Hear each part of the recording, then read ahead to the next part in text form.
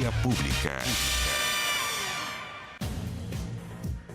¿Cómo les va? Muy buenas noches. Les damos la bienvenida a esta edición de Vía Pública aquí en las pantallas de Canal 24 Horas, 23 horas en punto en esta fría noche de martes. Comenzamos ya este bloque, este programa de conversación para conversar, por cierto, sobre diversos temas del acontecer nacional. De hecho, tenemos panel político durante esta jornada, pero vamos a comenzar contándoles que este martes el gobernador de la región metropolitana, Claudio Orrego, se presentó de manera voluntaria para declarar ante la fiscal Constanza Encina. Esto en el contexto de la investigación por presunto fraude al fisco durante su campaña a la reelección.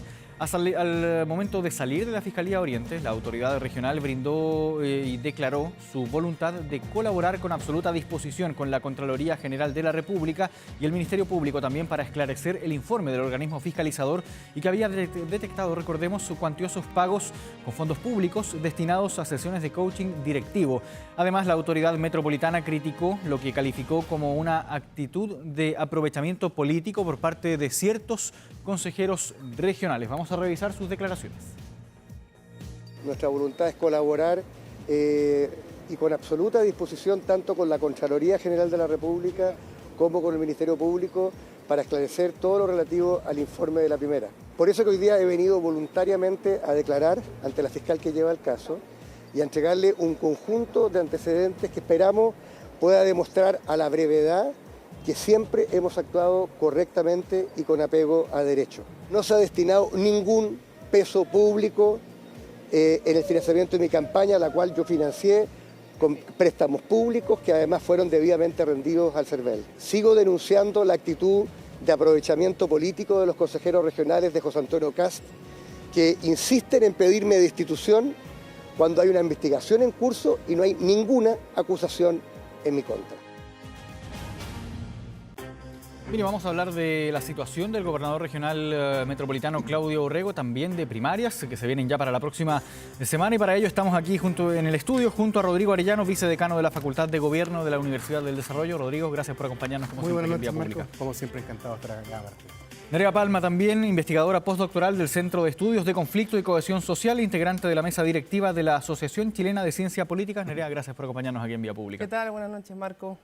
Comencemos hablando de Claudio Orrego, declaró finalmente como imputado. Finalmente, han ocurrido una gran cantidad de diligencias, la incautación de su teléfono también, incautaciones también en oficinas del gobierno regional. ¿En qué posición se encuentra hoy en día Claudio Orrego? Acusaba ahí, lo escuchábamos recién, de hecho, una especie de aprovechamiento político también. ¿Cuál es su visión al respecto? O sea, por lo menos lo que estamos viendo del gobernador Orrego es proactividad con respecto a este caso. En ese sentido me parece que la estrategia es positiva. Obviamente que en términos de manejo comunicacional es mucho más positivo declarar de esta forma. Y por supuesto que esto no solamente daña su imagen, el caso en general, sino que también su proyección política, que hasta el momento era muy favorable, hasta antes de este caso, pensando en que la cantidad de votos que se requiere para ser gobernador de la región metropolitana es cuantiosa, sobre todo si lo pensamos en términos de carreras políticas en el caso chileno, comparado con concejales, con alcaldes, con diputados, con senadores. Y por lo tanto esa proyección se podría ver de alguna u otra manera dañada o al menos puesta en duda pensando en este caso. Entonces, desde ese punto de vista, la proactividad y también el intento al menos de responder a la destitución, que por lo demás me parece que estos, digamos, cuestionamientos o este requerimiento por destitución y que Claudio Orrego se defienda diciendo que todavía la investigación está en curso, me parece que en realidad es el margen que tiene para declarar sin obviamente exponer demasiado qué es lo que realmente puede pasar en el contexto que hay una investigación pendiente y no sabemos exactamente lo que va a pasar. Claro. Rodrigo, ¿cómo lo ves también la posición que tiene hoy día Claudio Orrego? No, una posición sin duda muy compleja.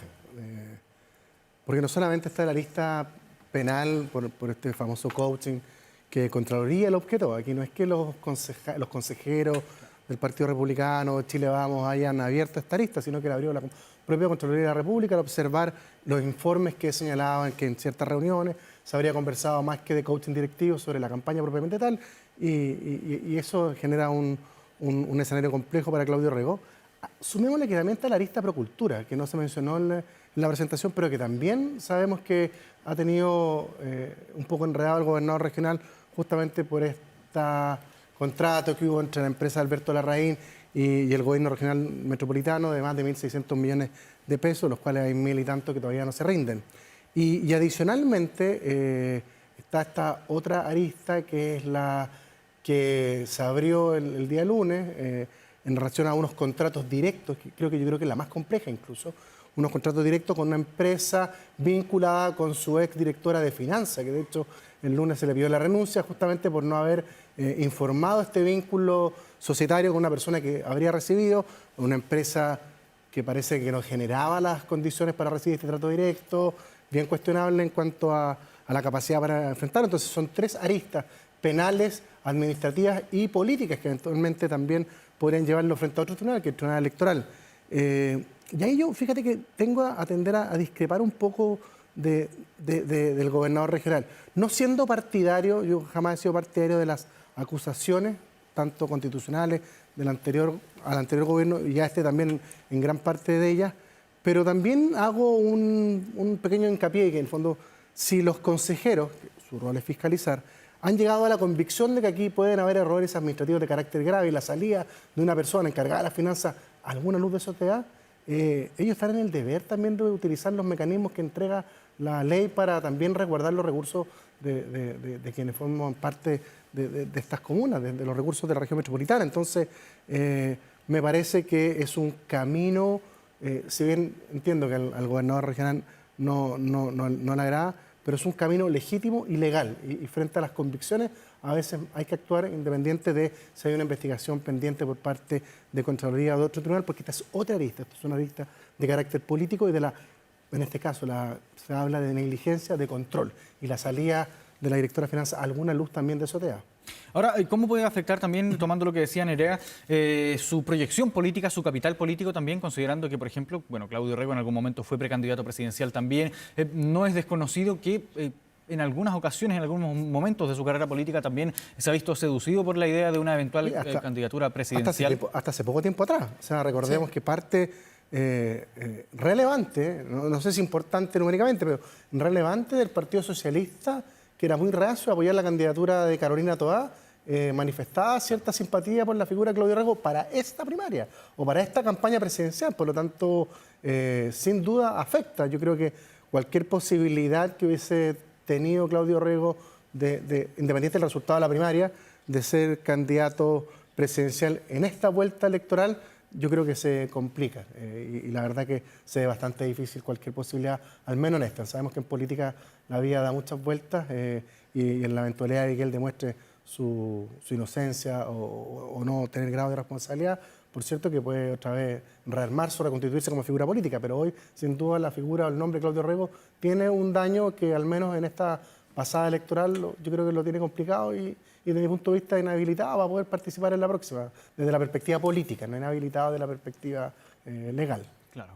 ¿En cuánto riesgo quizás se encuentra también el capital político de Claudio Rego, Nerea? Bueno, se encuentra de momento en alta tensión, principalmente por el nivel de incertidumbre que refiere a tener un caso como este abierto, que se esté investigando y también, rescatando lo que decía Rodrigo, la gravedad de lo que se está investigando y aristas que hasta esta semana incluso se siguen abriendo. Entonces, desde ese punto de vista, el nivel de incertidumbre, por supuesto que juega un rol muy relevante en poner en duda hasta dónde va a llegar su capital político y si es que hay una proyección de eso. Además, que como es independiente, es decir, no independiente dentro de un pacto o dentro de una coalición, también es poco posible que pueda firmarse alguna figura política que pueda salir a respaldarlo, sino más bien todo lo contrario, o sea, figuras políticas que quizás pudiesen ser un poco más cercanas a Claudio Rego, como es independiente, ahora tienden a alejarse y a adquirir cierta distancia. Entonces, en ese sentido queda además muy solo. Entonces, su capital político, que en este momento es muy individual, que antes estaba vinculado con la democracia cristiana, se pone en duda y también no solamente se pone en duda la actualidad, sino que también la proyección. Claro, indudablemente un caso que sigue en curso, un caso que, claro, día a día vamos conociendo nuevos antecedentes también y nuevas diligencias. La declaración, de hecho, hoy de manera voluntaria, que también lo destacaba ahí Nerea como parte entonces de la estrategia de Claudio Rego para enfrentar esta situación que evidentemente lo mantiene bien cuestionado por estos días. Quiero llevarlos ahora a hablar de las primarias. Se viene ya para el domingo de la próxima semana. Hemos conocido una gran cantidad de declaraciones, cruces de declaraciones entre todos los candidatos del oficialismo que se van a enfrentar entonces durante la jornada del domingo 29 de junio. Partamos primero elaborando quizás un cuadro macro de cómo está hoy en día la carrera presidencial dentro del oficialismo de cara a las primarias, Nerea. Bueno, ahora está tomando un poquito más de color, en el sentido que es verdad que habían declaraciones que decían no hay tanto ambiente de primaria, y obviamente quienes estamos siguiendo la primaria de manera muy intensa, nos parece que ahora, a diferencia de quizás semanas anteriores, hay mucho más para analizar, hay mucho más para desmenuzar, en la medida en que los candidatos y candidatas también han empezado a abrirse a declaraciones que son mucho más jugadas, mucho más riesgosas, que ponen sobre la mesa no solamente diferencias sustanciales que hay dentro de los candidatos y candidatas de la primaria, sino que además diferencias con respecto a una eventual primera vuelta, una eventual segunda vuelta. Entonces, por lo menos lo que yo veo es que la primaria partió muy cautelosa, muy desde la perspectiva, quizá un primer momento, una foto del primer momento podría ser cuando Michelle Bachelet los invitó a todos a reunirse y conversar. Esa podría ser un primer momento.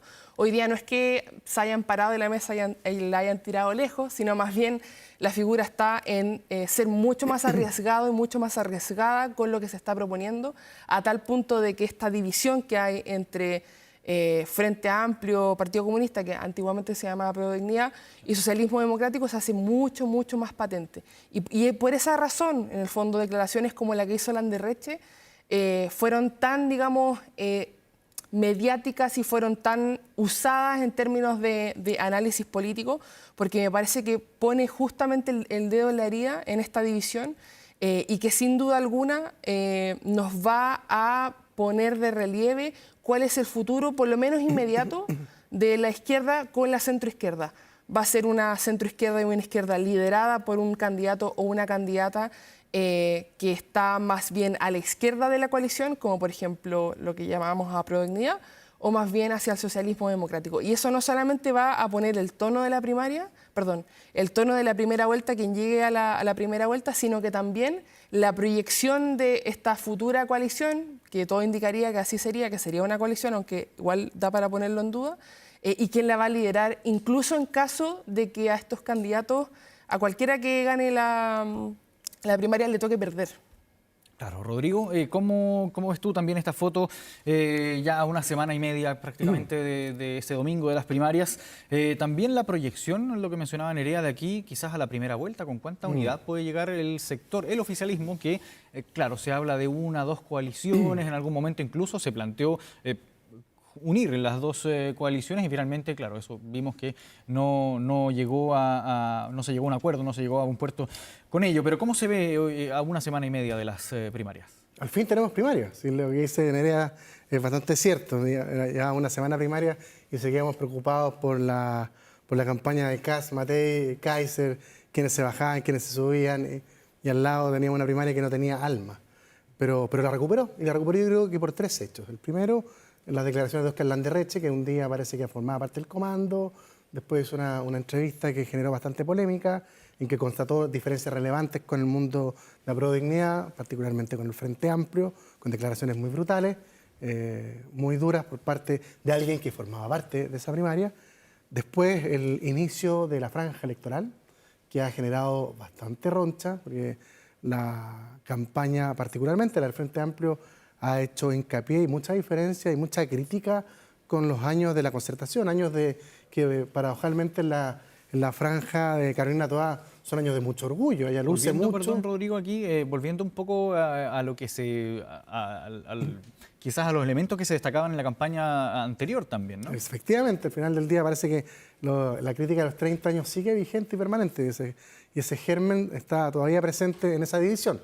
Y el tercer elemento yo creo que fueron los sondeos antes del blackout que tenemos electoral, que mostraban un repunte importante de la candidata del Partido Comunista, Janet Jara, y que en algunas encuestas incluso vimos que superaba ampliamente a Carolina Toá, lo que de alguna otra forma también levantaba las alertas y la estrategia de campaña. O sea, el día de ayer, efectivamente el día de ayer, el cierre de uno de los debates, o sea, el dato que el próximo domingo en la noche tenemos debate, claro, también aquí de las primarias en Televisión Nacional, Canal 24 Horas, pero el cierre fue brutal por parte de Carolina Toá, marcó diferencias muy duras con respecto a los otros contendores, inmadurez a Winter, juego con la derecha y con la izquierda a Mulet, y a Janet Jara, que en el fondo es la contendora, al parecer, más cercana, donde ha gobernado el partido al que tú representas, ha habido solamente pobreza y estancamiento.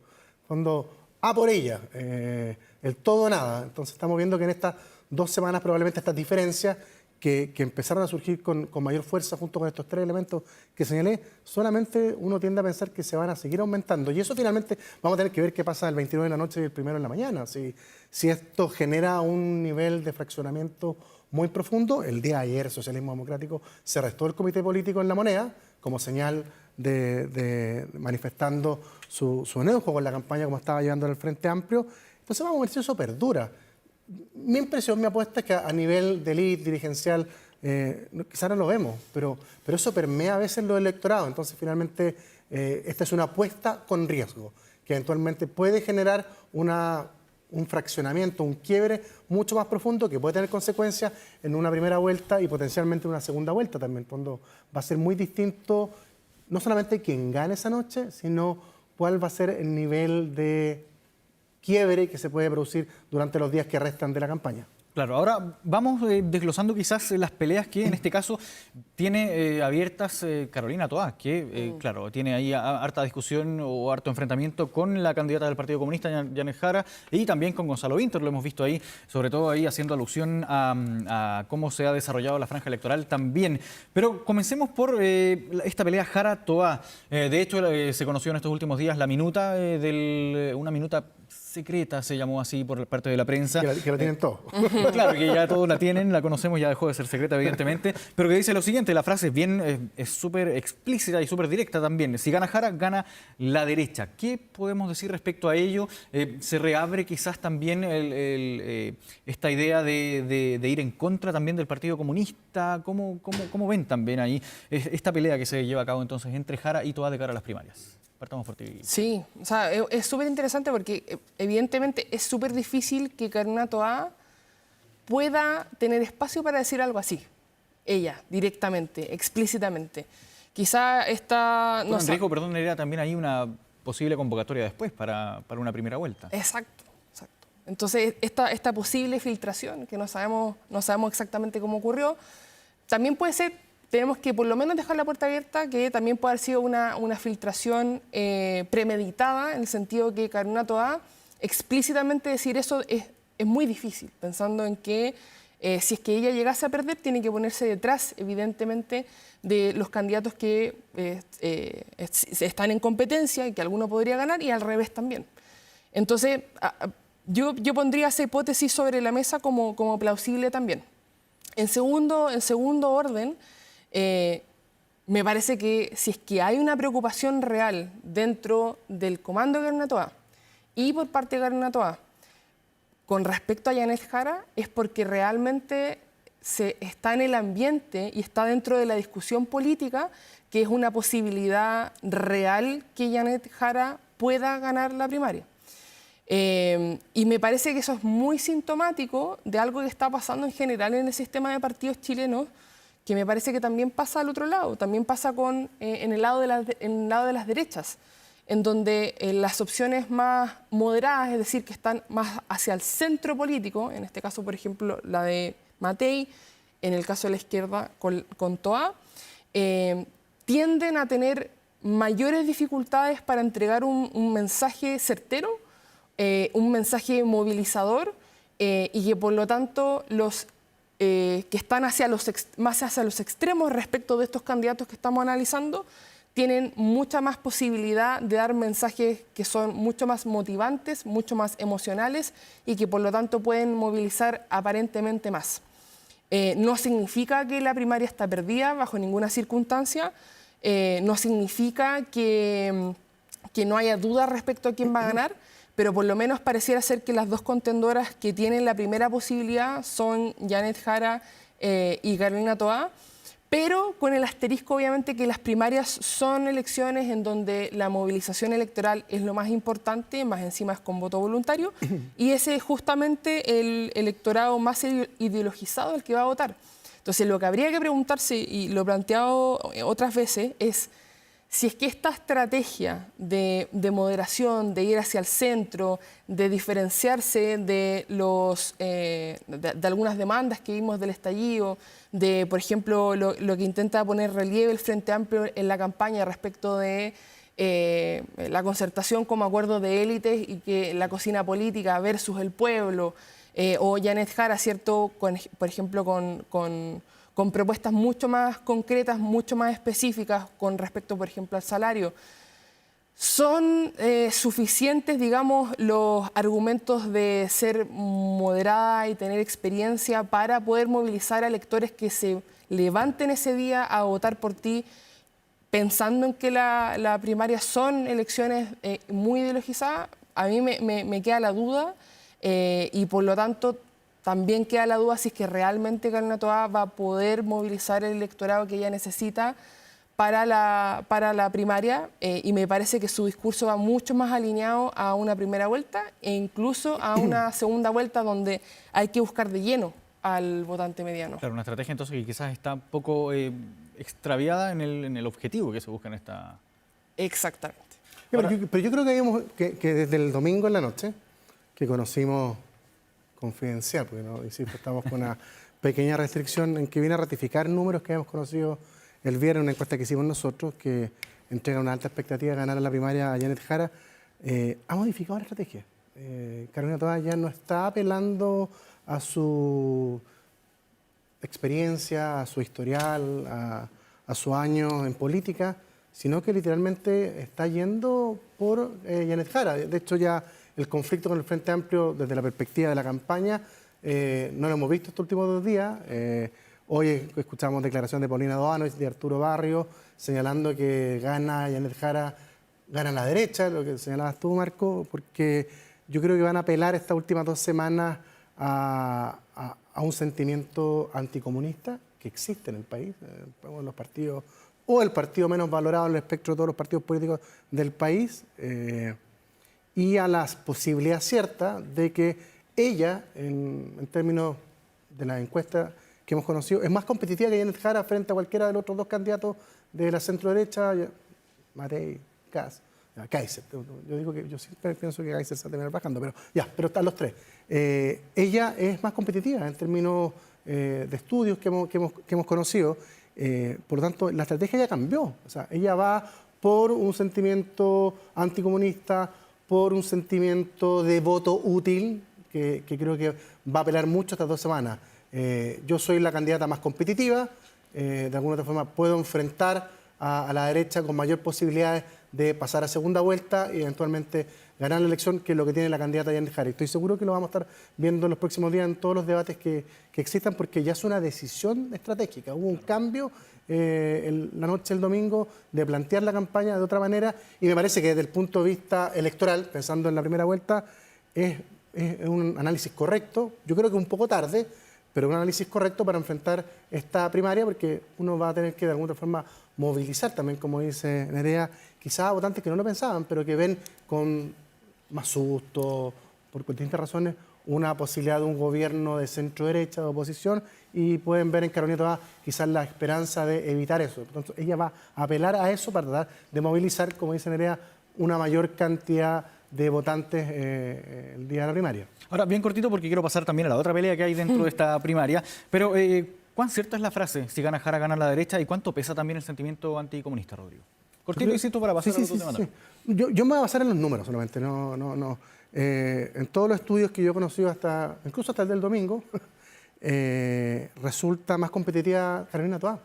Carolina Toá tiene posibilidades de capturar un voto más moderado, un voto de centro, un voto tipo Oscar, tipo Landerreche, claro, que ya anunció que no votaría ni por Janet Jara ni por Gonzalo Vinter, por distintas razones, o por anticomunista, o por inmadurez, pero ella tiene más posibilidades de capturar ese votante de centro-izquierda más moderado que en una eventual alternativa entre Janet Jara y Evelyn Matei. Y por qué no decirlo, José Antonio Kast pueda tender a votar por los candidatos de la centro-derecha, por lo que tú seas. En este país existe, y lo vivió Daniel Jadwe en la última primera, una mirada, algunos dirán justa, otros injusta, anticomunista por distintas razones, ya sea porque avalan el régimen de Maduro, porque encuentran que la democracia en Cuba es imperfecta, etc. La misma candidata del oficialismo, Carolina Toá, dijo: tú perteneces a un partido que donde ha gobernado se ha estancado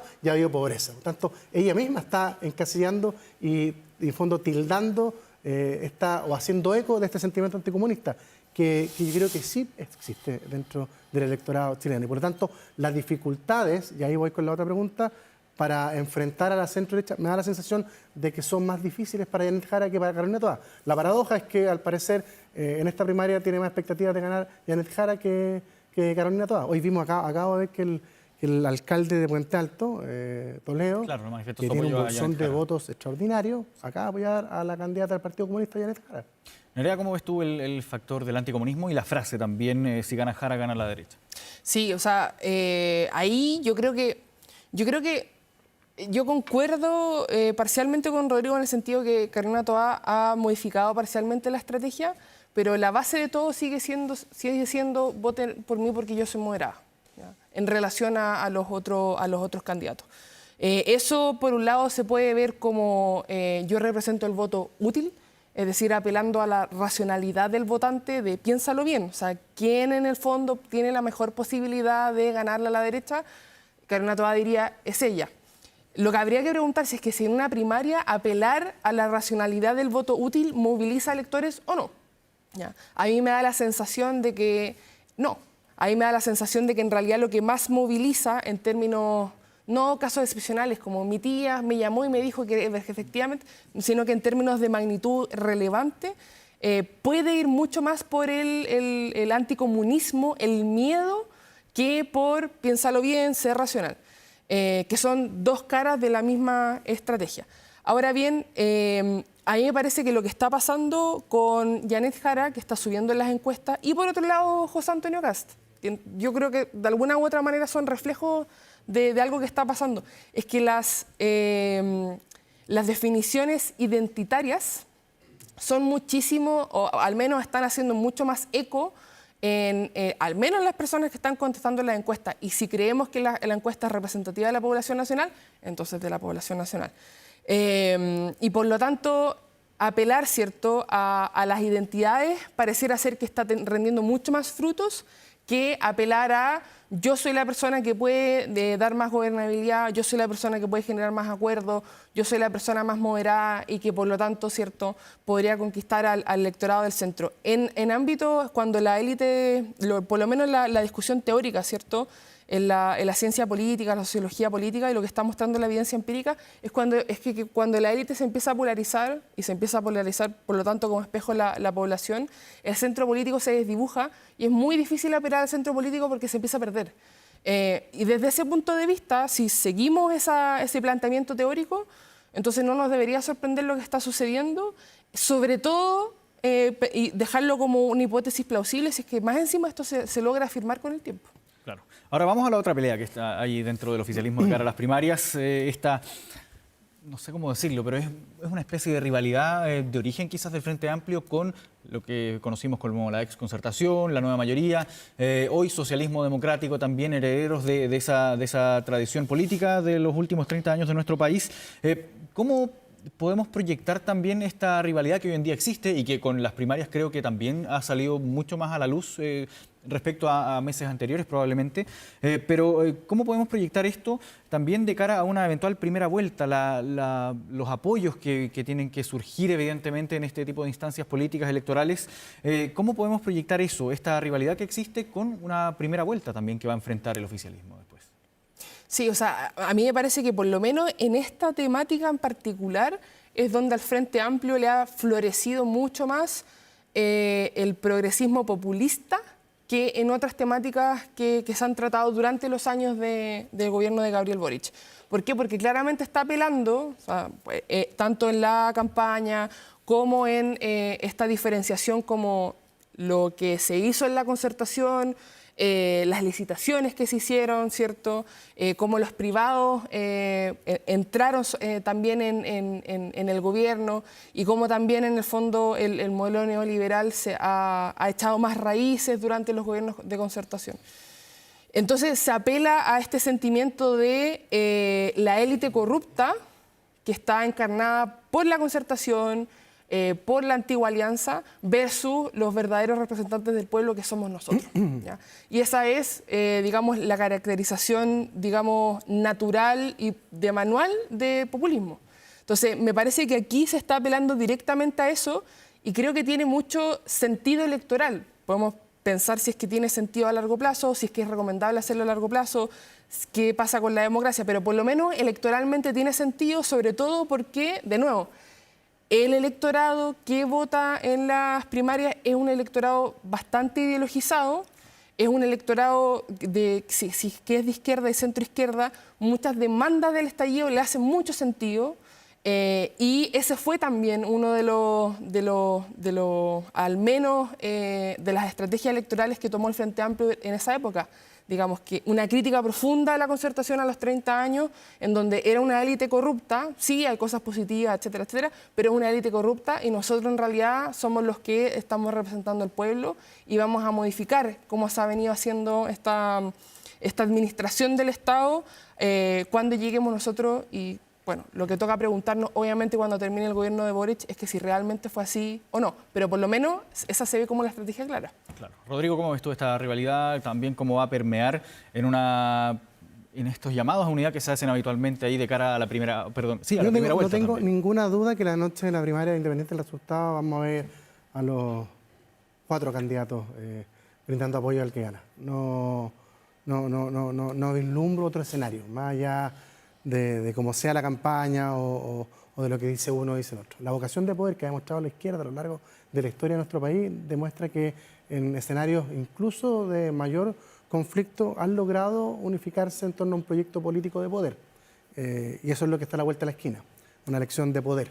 Entonces no tengo ninguna duda. Ahora, ¿qué va a pasar hacia abajo? ¿Cuál va a ser el proyecto futuro? Yo tengo la impresión, fíjate que aquí me puedo equivocar, que el Frente Amplio da por perdida esta primaria. Y ha levantado las banderas que originalmente los hizo entrar en la política. Las concesiones, esta mesa de poder, la crítica al CAE, fueron de alguna forma el leitmotiv de la conformación de lo que fue el Frente Amplio, enfrentarse al gobierno de la concertación y de sus avances políticos y sociales, porque ellos no estaban conformes. Por lo tanto, yo creo que la apuesta aquí es, voy a pelearla con la mía, ¿sí? Con las botas puestas, porque yo creo que mi proyecto es a largo plazo, es a futuro y de alguna otra forma nuestros liderazgos son liderazgos jóvenes, un liderazgo potente en Maipú, otro en Viña del Mar, el propio presidente Boric, que tienen proyectos de futuro y para eso no hay que renunciar ni a convicciones, ni a valores, ni a principios, porque traicionando eso se traiciona el proyecto final. Entonces tengo la sensación de que la apuesta de ellos justamente a volver a marcar las banderas que habían estado escondidas durante estos años del gobierno del presidente Boric, pero justamente para proyectarlas como proyecto político de futuro. Bien, Rodrigo Arellano, Nerea Palma, muchas gracias por este panel político, aquí como siempre en Vía Pública, el panel de los martes. La oposición nos faltó. Claro, es que lamentablemente se nos fue el tiempo, pero claro, va a quedar pendiente ahí para una próxima ocasión. Que esté muy bien, gracias por acompañarnos. Buenas noches. Buenas noches. Estamos de regreso en Vía Pública y vamos a conversar ahora sobre el conflicto en Medio Oriente, esta nueva etapa, podríamos llamarlo de esa forma, en el conflicto en Medio Oriente tras los ataques de Israel sobre Irán y la respuesta que hemos visto que se han ido sucediendo estos bombardeos entre ambos países en estos últimos 5 días prácticamente. Ya nos acompaña aquí en el estudio Jorge Sanz, académico de la Facultad de Gobierno de la Universidad del Desarrollo. Jorge, gracias por acompañarnos aquí en Canal 24 Horas. Estar contigo, Marco, acá.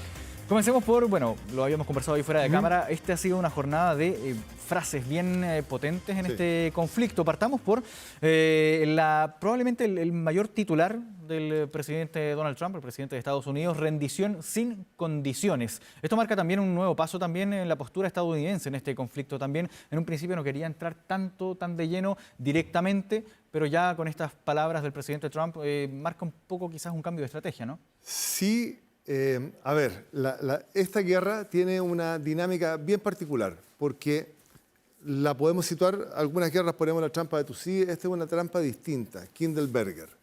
¿Qué significa eso? Estados Unidos no es capaz de ordenar el sistema mundial. Netanyahu no le pidió permiso para atacar Irán, no le avisó. Estados Unidos dice, no me avisó, yo no sabía. Por lo tanto, Estados Unidos no está en condiciones de ordenar y China, que es la potencia emergente, tampoco está en condiciones de asumirlo porque todavía no está en ese estatus. Entonces tenemos un problema en esta guerra en particular. Y esa frase del presidente Trump, lo único que está haciendo es dificultar la posibilidad de sentarse a conversar. Ningún país va a aceptar una rendición incondicional, y menos aún una potencia como Irán, que tiene que responder a una comunidad musulmana chiita que está mirando a sus líderes qué es lo que van a hacer. Y lo que están esperando es una respuesta al ataque de Israel. Que Israel no lo miran bien en el Medio Oriente, por lo tanto necesita esa comunidad una respuesta. Y en eso están. Entonces, esa frase impide exactamente que nos sentemos a conversar, que Irán se sienta a conversar, porque lo están poniendo en un cajón donde se siente bastante incómodo, una rendición incondicional. No la va a aceptar nadie. Claro, y de hecho, bueno, si uno mira también medios internacionales que recogen testimonios de los propios habitantes iraníes, que también aquí desde este lado del mundo realmente es bien difícil llegar a esos mismos testimonios. Sí. Muchos manifiestan que, claro, están en contra del régimen que encabeza ahí el ayatolá Ali Khamenei, pero también se mantienen... Son iraníes. Claro, son iraníes y tienen esta indignación por ser atacados por Israel en este caso. Sí, la guerra está entrando en etapas muy difíciles. Medio Oriente está... muy alterado, está muy desordenado. Los proxies que tenía Irán ya no están. No está Hamas, a pesar de las declaraciones que hace, pero ya no está, no tiene esa capacidad militar de enfrentarse a Israel. No está Hezbollah, porque ya lo movieron de la frontera de Israel hacia el norte del Líbano. Siria se reunió con el presidente Trump. Le sacó las multas, le sacó las sanciones, le quitó la recompensa que se estaba ofreciendo por el líder sirio. Impensado con Bashar al-Assad. A cambio de algo. Entonces, ese algo probablemente es con Israel no se meta. Entonces, todo lo que estaba alrededor de Israel, que eran aliados de Irán, hoy día no están. Por lo tanto, la única preocupación que tiene real Israel es Irán.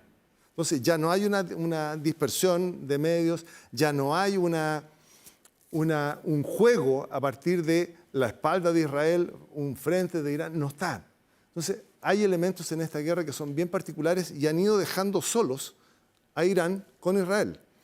El mundo árabe, que tampoco le tiene mucho cariño a Israel, pero no se ha metido en esta guerra. Entonces, los están dejando solos en una dialéctica que conocen ellos mismos, pero hay un elemento que es tremendo, que es el daño que generó Israel en este primer ataque. Le ha complicado la vida a Irán y le ha complicado la posibilidad de manifestar en todo su potencial el poderío que tiene. Claro. Le rompió las defensas, le rompió las bases de lanzamiento, le destruyó psicológicamente esa posibilidad y esa potencia con que se manejaba en el Medio Oriente. Entonces el golpe fue demasiado fuerte y el mundo musulmán chiita está esperando la respuesta de sus líderes. Claro, y fue un ataque también bien quirúrgico, al menos el inicial, claro, logrando ahí matar a dos de los más altos rangos militares en Irán, también las posiciones ahí, a los científicos, militar, claro, los científicos, a las también bases el programa nucleares. Entonces, claro.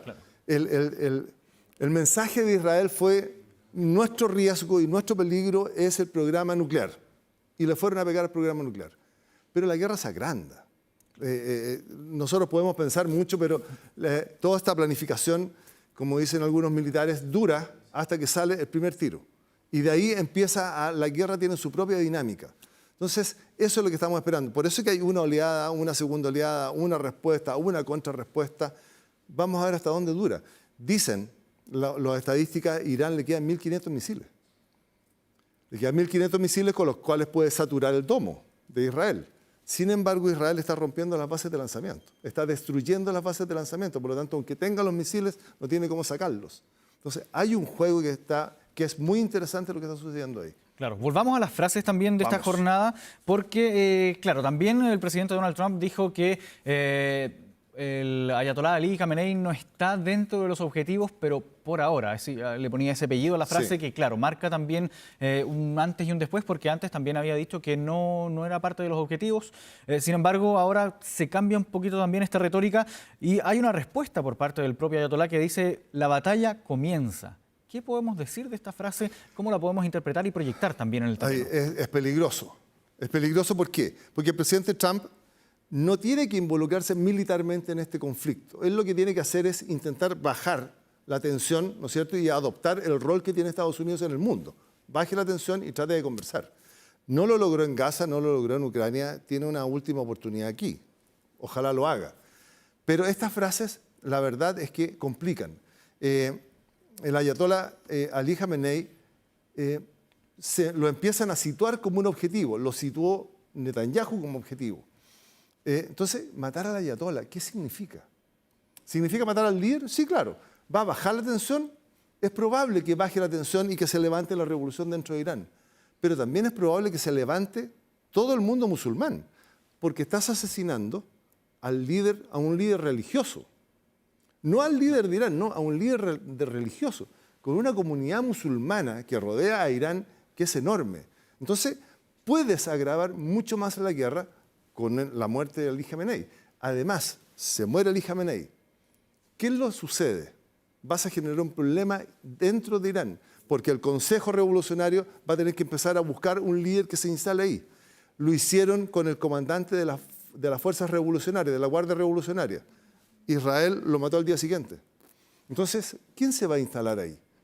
¿Qué va a decir el resto de la comunidad chiita respecto de la muerte de Ali Khamenei? ¿Se van a involucrar en la guerra? Probablemente que sí. Entonces, con ese acto, lo que haces es probablemente agrandar la guerra. No necesariamente darle la oportunidad a la población iraní de revertir la revolución de los ayatolás. Me parece que eso todavía está muy lejos. Entonces, hay frases que van complicando el conflicto, que van dificultando el conflicto. El presidente Trump se mueve muy bien en la crisis, pero esto es mucho más que una crisis. Esto es una guerra que puede desordenar geopolíticamente el Medio Oriente, va a contagiar a Asia, va a contagiar a Europa, va a afectar la guerra de Ucrania, porque los aliados que están apoyando a Ucrania van a tener que empezar a mirar a este otro aliado, porque la guerra se les va a agrandar. Entonces, genera muchos problemas una sola frase. Es muy delicado. Claro, y ahora posibilidades de que esto llegue a escalar aún más de lo que está en este momento.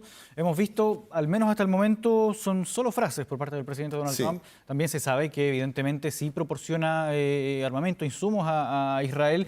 Hemos visto y escuchado frases también por parte de Vladimir Putin, en este caso, que también ha intentado intervenir, al menos retóricamente, en este conflicto bélico. Turquía también, evidentemente, pero posibilidades de que esto vaya escalando aún más y hasta qué punto también podría llegar a escalar. Si las potencias no intervienen militarmente en el conflicto, lo más probable es que el conflicto se mantenga en esta dialéctica que conocen tan bien Irán con Israel. Convengamos que estamos en unos bombardeos aéreos porque hay un territorio al medio que para encontrarse tendría que cruzar ese territorio. Entonces es muy difícil que eso pase.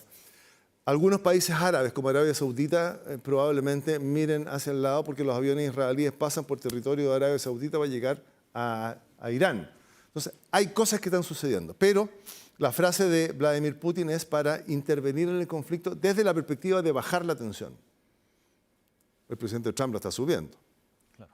El presidente Erdogan, después que tiene algunas frases dedicadas a Israel, que Israel es el cáncer de esto, también se ofrece a mediar, pero ya queda eliminado porque ya tuvo un encontrón con Israel. Entonces, hay muchos que quieren cooperar y la verdad es que de repente incendian un poco más. Es muy delicado el momento, son muy importante el lenguaje va creando una realidad y va generando un sesgo. Entonces, si yo tengo una posición contra Israel, la verdad es que no me puedo ofrecer como mediador. Y si tengo una posición contra Irán, tampoco. Entonces, esto lo que está sucediendo es que empieza a alterar la dinámica de los que están enfrentados, que son Israel e Irán. Y se empiezan a cerrar las posibilidades de conversar. Hoy día salía en alguna información que efectivamente Irán, producto de las pérdidas que ha tenido y producto probablemente de una proyección del conflicto, está pidiendo a través de los países árabes que efectivamente intervenga Estados Unidos para bajar la tensión y mantener las conversaciones que habían. Entonces, en eso de mantener las conversaciones, si yo me voy a una definición de Clausewitz, la guerra es la continuación de la política por otros medios, quiere decir que lo que está fallando aquí es la política. Y aquí adentro no está, por ejemplo, el Consejo de Seguridad, no está la ONU. Y el Consejo de Seguridad se puede reunir a partir de cualquiera de sus integrantes, a partir de un llamado al secretario general, a partir de un llamado al presidente del Consejo de Seguridad, que hoy en día en junio es Guyana. Entonces, ¿por qué no están? Y se empieza a desmoronar ese idealismo que se construyó a partir de las organizaciones. Entonces, no está Estados Unidos porque ya se le desordenó el naipe. No está China porque China no ha llegado al estatus de Estados Unidos para poder ordenar el panorama estratégico. No está Naciones Unidas. Entonces, esto tiene una libertad absoluta que se puede desbandar, pero afortunadamente el resto de las potencias está cerrando este espacio geopolítico y este espacio estratégico para que sean estos dos los que terminen su dialéctica. A China no le conviene y China tiene un problema grave. ¿Por qué? Porque uno de los principales abastecedores de petróleo es Irán. Y si Irán sigue en esta dinámica, el abastecimiento de petróleo se le va a complicar. Entonces, Rusia tiene su propia guerra. Entonces necesita bajar a su aliado de esta guerra porque es su aliado. Entonces, lo que está pasando ahí en el Medio Oriente es muy difícil de leer porque todos tienen algo que perder y todos tienen algo que ganar. Depende de qué va a pasar con estos dos que se están enfrentando, hasta dónde dure ese enfrentamiento. No lo sabemos. Parece ser que el único proactivo en este conflicto ha sido Israel en este caso, porque Irán en este caso ha sido también más reactivo que ha sido absolutamente reactivo. Vámonos un poquito más atrás. Año 79, la revolución de los ayatolás, aparece el ayatolá Ruhollah Khomeini y lo que él plantea es que Israel no puede existir. Entonces, desde ahí venimos avanzando a tropezones en una relación que es tremendamente difícil. Ali Khamenei, que potencia a estas organizaciones chiquititas entre comillas, como Hamas, como Hezbollah, que eran tremendamente potentes, interviene en la guerra de Siria y marca un pasadizo a través de Siria para llegar a Hezbollah y generar un problema estratégico a Israel en la frontera. Irán también tiene algún nivel de responsabilidad. No es que me llegaron las bombas. Claro. El problema nuclear, el programa nuclear que tiene Israel, la Comisión de Energía Atómica dice todavía no tiene la bomba, pero tiene el uranio suficiente para construirla. Irán en este caso. Irán. Entonces, esa bomba, ¿a quién va dirigida? Tiene un solo destinatario, claro, que es Israel. Por tanto, lo que hace Israel de decir esto es un ataque preventivo, debió haber dicho esto es una defensa preventiva más que un ataque preventivo, le permite generar el bombardeo. El ataque preventivo está prohibido, pero la defensa preventiva tiene algunas condicionantes que le permiten defenderse en una corte, la corte penal, la corte de justicia. Tiene algunos elementos que le permiten hacerlo. Pero entonces es un ataque preventivo producto de las acciones de Irán que ponen en riesgo la existencia del Estado de Israel. Entonces, tenemos un problema muy, muy, muy serio en esa área, en ese espacio del territorio geopolítico del mundo, y se nos quedó atrás Gaza. Se nos olvidó Gaza. Claro. Porque estamos enfrentados a este otro monstruo que es Irán, y Gaza está ahí. Ahora quiero llevarlo también, tomando también las palabras del presidente Erdogan de Turquía. Estaba leyendo también varios medios internacionales y analistas también que hablan, por ejemplo, en CNN, un analista de Emiratos Árabes Unidos, que decía la siguiente frase: Israel se ha transformado en el principal desestabilizador de Medio Oriente hoy en día. Si hilamos más fino, quizás podríamos hablar no de Israel, sino quizás de la administración de Netanyahu, o ir hilando incluso más fino aún. Pero ¿cuán cierta es esta frase? ¿Cómo repercute también en el mundo árabe en Medio Oriente? Objetivamente es cierto. Objetivamente Israel reacciona a la agresión de Hamás, pero mantiene la agresión durante mucho tiempo, cumpliendo el objetivo de ir a buscar a los rehenes. Claro. Una solución fácil es, bueno, que Hamás devuelva a los rehenes, pero no es tan fácil, porque los rehenes son el seguro de vida de Hamás. Claro. Se enfrenta a Hezbollah, bombardea en Siria y mata a algunos comandantes de Hezbollah. Ahora le pega a Irán. Entonces, lo que dice el analista, ¿es un desestabilizador? Por supuesto. Él tiene las guerras armadas, las tiene construidas, las tiene vivas. Entonces, sin ser pro Israel, sin ser sionista, ni sin ser árabe, tratando de leer el conflicto en los términos que está, el que enciende esto es Israel, sin duda.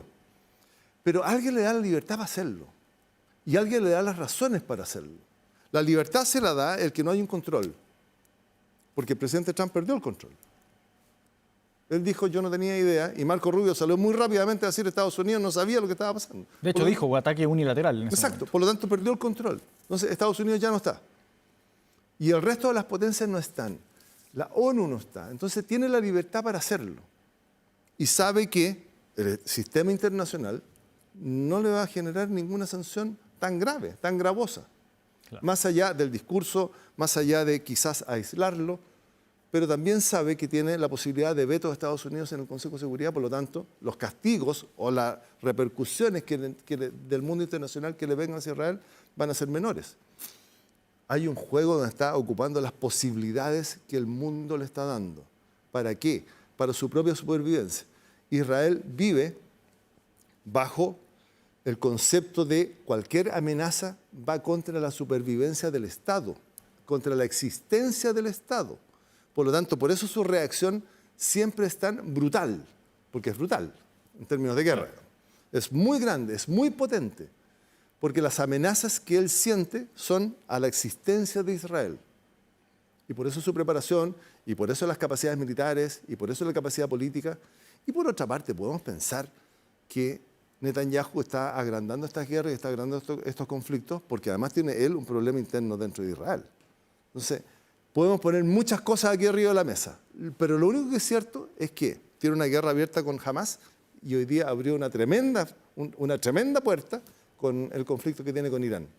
Claro, un conflicto entonces que se sigue recrudeciendo. Hemos visto, se han ido sucediendo ataques recíprocos entre ambos países, así que hay harto aún que esperar respecto a esto. También las frases ahí relevantes que hemos ido revisando durante estos últimos días. Jorge Sanz, muchas gracias por esta conversación con Canal 24 Horas Vía Pública. Contigo, Marco. Igualmente, que estés bien. Nosotros vamos a una pausa, sigan nuestra compañía, ya volvemos con más Vía Pública.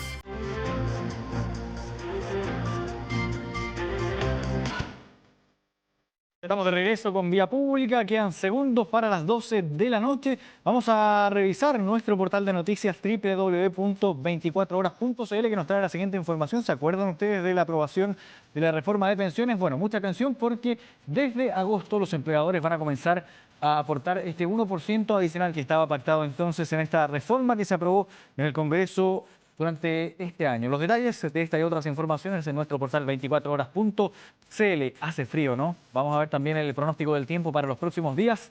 Lo desplegamos de inmediato aquí en la pantalla. Para mañana miércoles, ojo con lo siguiente, la mínima se espera que llegue a los 2 grados, máxima de 17. Cielo despejado que se va a repetir el día jueves, máxima de 19, mínima de 2 grados también. El viernes, nublado, con una máxima de 15, mínima de 5 grados. El día sábado vuelve el sol, con una máxima de 16, mínima de 5 grados también. Y el domingo se va a nublar parcialmente el cielo aquí en la zona central, con una máxima que sube un poquito ahí hasta los 18 grados.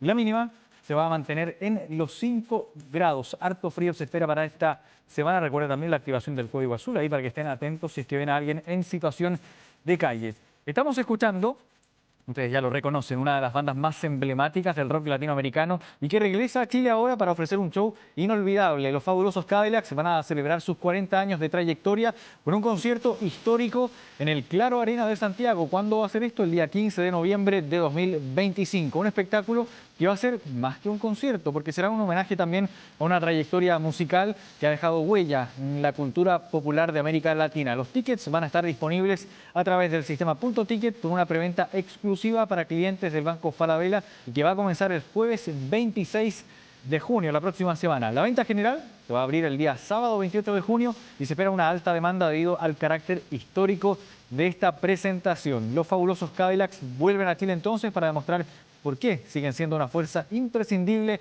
en el panorama musical latinoamericano. Muchas gracias por habernos acompañado en esta edición de Vía Pública. Los invitamos a que sigan en compañía de Canal 24 Horas. Que estén muy bien. Buenas noches.